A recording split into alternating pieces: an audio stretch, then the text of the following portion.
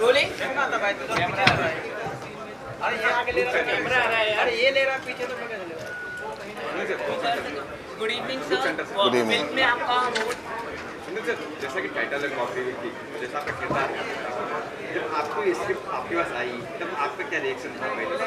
मुझे तो एक्टिंग करने का बड़ा शौक़ है, तो मुझे किरदार अच्छा लगा और एक जर्नलिस्ट है, आपकी फील्ड से किरदार है, तो वो किरदार मैंने इस तरह का कुछ किया नहीं था, तो मेरे लिए एक्साइटिंग पार्ट था, तो मैंने किया। नाम सेम है, जर्नलिस्ट है, अर्नब है, उसका नाम आई थिंक राइटर ने अर्नब घोष है नाम उस कैरेक्टर का, तो आई थिंक तो इजी बनाने के लिए लोगों को शायद नाम रखा उन्होंने। मैंने कुछ उनको डायरेक्टली कुछ कॉपी नहीं किया इस फिल्म में, तो ये उनका टेक ऑफ नहीं है उनका अर्नब गोस्वामी जी का, तो ये एक इंडिविजुअल कैरेक्टर है अर्नब, तो उसका उस कैरेक्टर से उनसे कोई लेना देना नहीं है, इस कैरेक्टर का अर्नब गोस्वामी से कोई लेना देना नहीं। नजर आ रहा है आप बन गए हो आजकल हाँ, जिस तरह का एक जर्नलिज्म एक ख़ास किस्म का जहाँ पे बड़ी उत्तेजना भरी होती है, ऐसे सवाल किए जाते हैं एक ख़ास लहजे से, तो मैंने सिर्फ वो लहजा फॉलो किया है। जैसे कि जो टाइटल है कॉफी विद टी, तो ये जो बड़ा निर्माता है हमारे बॉलीवुड के, उसके शो का कॉपी किया है। I think it's about interviewing or having some time with that person. So come over a cup of coffee as we meet. So coffee with D, of course coffee with this person, coffee with that.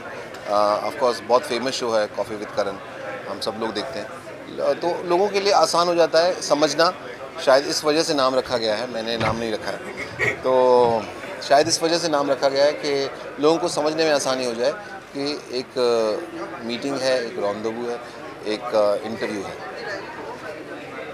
Sir जैसे कि poster देखा गया है कि India Pakistan, तो पाकिस्तान से related कुछ है क्या नहीं इस फिल्म में? ये जर्नलिस्ट जो है अर्नब, जो इस फिल्म के कैरेक्टर हैं, ये पाकिस्तान जाते हैं, और जैसा कि प्रोमो में आप लोगों ने देखा, वहाँ जाके ये इंटरव्यू करते हैं, तो यही एक शायद एंगल है। तो वही कंट्रोवर्सी है क्या ज़्यादा?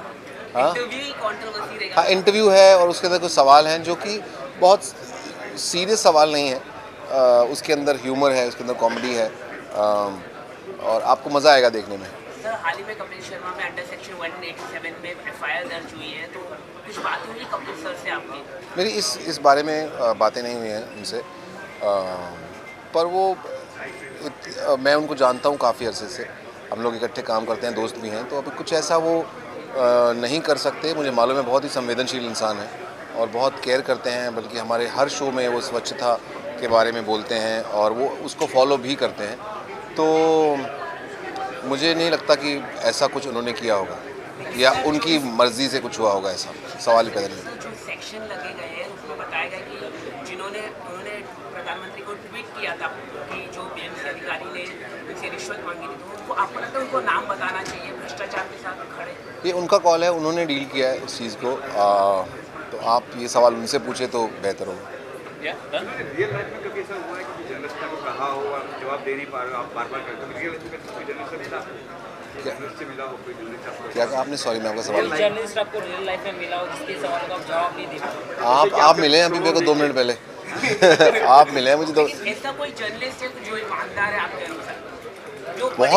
बहुत सारे जर्नलिस्ट हैं, बहुत अच्छा काम करते हैं और उनकी वजह से ही सब चेतना रहती है सब जगह, और ये बहुत ही जिम्मेवारी वाला प्रोफेशन है। ये फिल्म करने के बाद मुझे और समझ में आया, तो आप जो कहते हैं लोग आप पे ट्रस्ट करते हैं और लोग बहुत समझदार हैं। हम लोग सोचते हैं कि लोगों को पता नहीं है, लोगों को सब पता है, सब कॉन्शियसली उनको सब मालूम होता है कि ये आदमी सच बोल रहा है, ये आदमी झूठ बोल रहा है। ये मैंने ऑफ लेट रियलाइज़ किया, मैं जगह जगह जाता हूँ, परफॉर्म करता हूँ, लोगों से मिलता हूँ, तो उनको सब मालूम होता है और उनका डिसीजन सर आंखों पर जैसा भी होता है, तो आप उनसे कुछ छुपा नहीं सकते। तो जो सच्चे होते हैं वो टिके रहते हैं, जो थोड़ा बहुत मोल्ड करते हैं चीज़ों को, फैक्ट्स को, उनको लोग पहचान जाते हैं। आप ये इस फिल्म को प्रमोट जी। करेंगे कपिल की फिल्म जी हाँ, कैसे करेंगे क्या? अभी सोचा नहीं है, लेकिन जल्दी ही हम लोग प्रमोट करेंगे। सर, नोटबंदी को कैसे देखते हैं आप? क्या? नोटबंदी जो हुई है, 500,000 की नोट बंद हुई है, तो आप अरे हाँ, मुझे याद आ गया यार, 2000 का छुट्टा है तुम्हारे पास? हाँ, है आपके पास? कैसे देखते हैं इस निर्णय को आप? मुझे सरकार के? अभी जो फ़िलहाल बहुत सारा जो ब्लैक मनी लोगों ने दबाया हुआ था, हम सबके सामने ही है, वो सारा पैसा बाहर आ रहा है, लोग जमा करा रहे हैं या उन्हें इधर उधर खपाने की कोशिश कर रहे हैं, लेकिन इवेंचुअली वो बैंक्स में ही आ रहा है और सरकार के पास ही आ रहा है, जो अवैध पैसा है। तो ये बहुत अच्छा कदम है। आई थिंक बहुत सारा ब्लैक मनी जो फंक्शनल नहीं है, जिसका कोई यूज़ नहीं है, वो सारा यूज़ में आएगा और एक सिस्टम बनेगा। थोड़ा टाइम हम सब लोगों को सफ़र करना पड़ सकता है, ऐसा मैं सोचता हूँ। तो एक अच्छे भविष्य के लिए अगर हमको थोड़ा सा सफ़र करना पड़ रहा है, लोगों को असुविधा होती है बैंक की लाइंस में लगना, लेकिन थोड़े समय के लिए for a better future. Sir ये तो मुझे पता नहीं, मैं करूँगा, पर आपको लोग देखते थे हंसते हैं। हाँ, एक फिल्म आई थी गब्बर इज़ बैक, अक्षय कुमार साहब थे, उसके अंदर मेरा बड़ा एक संजीदा सा कैरेक्टर था और मैं बड़ा खुश हुआ था उस फिल्म के बाद कि पहले तो मेकर्स को थैंक यू कि उन्होंने सोचा कि इस किरदार के लिए मैं फ़िट हो सकता था। तो फिर मेरा काम तो एक्टिंग करना है, निभाना है, लोगों का काम है उसको एक्सेप्ट करना। उन्होंने एक्सेप्ट किया और मेरा हौसला बढ़ा। तो different genre of work acting लोग एक्सेप्ट करते हैं। गुड्डी का किरदार है वो बहुत पॉपुलर है। जी आम दर्शक से कैसे समझेंगे? कॉफी घी आपके लिए सब जी, आम दर्शक छोटे आप दर्शकों को क्या समझते हैं सर? दर्शक बहुत आगे निकल चुके हैं। इसका हिंदी मीनिंग क्या रहेगा? इसका हिंदी में देखो, कॉफ़ी की हिंदी तो मुझे पता नहीं है। डी की मतलब है ड, तो विद है साथ, तो हम लोग एक चाय कॉफ़ी का वर्जन हमारा इंडियन चाय ही होता है ना, कटिंग चाय। तो Hindi sir coffee with D, जो समझ सकते हैं इस वर्डिंग को, ये फिल्म उन्हीं के लिए है। जो नहीं समझ पा रहे हैं शायद बहुत थोड़े लोग होंगे, तो ये फिल्म शायद उनके लिए नहीं है। सर, गुड्डी का किरदार बहुत फेमस है, तो आपके बच्चे क्या कहते हैं? मतलब जब घर पे पॉपुलर आप जाते हैं, मेरा लड़का है 6 साल का, मोहन। खुश होता है कि इस तरह का किरदार निभाने में? मैंने पहले भी एक बार शेयर किया था, शुरुआत में जब वो 3-4 साल का था, अब तो वो सयाना हो गया 6 साल का, अभी 20-22 साल में उसका ब्याह भी करेंगे। तो वो शुरू में मुझे कहता था, उसको लड़की बिल्डिंग के लड़के जो थे उसके दोस्त उसको छेड़ते थे कि यार तेरे पापा तो लड़की का रोल करते हैं, पापा लड़की। तो पापा आप लड़की का रोल मत किया करो। मैंने कहा क्यों? तो कहता कि मैं नहीं बचते हैं। तो मुझे पता चला कि शायद बच्चों ने बोला है, मैंने निकलवाया, क्योंकि CID तो मैं भी देखता हूँ। तो उसको फिर मैं मॉल में लेके गया, वहाँ पे बहुत सारे लोग थे जो मुझसे मिलने के लिए आ रहे थे और मेरे साथ फ़ोटो खिंचवा रहे थे।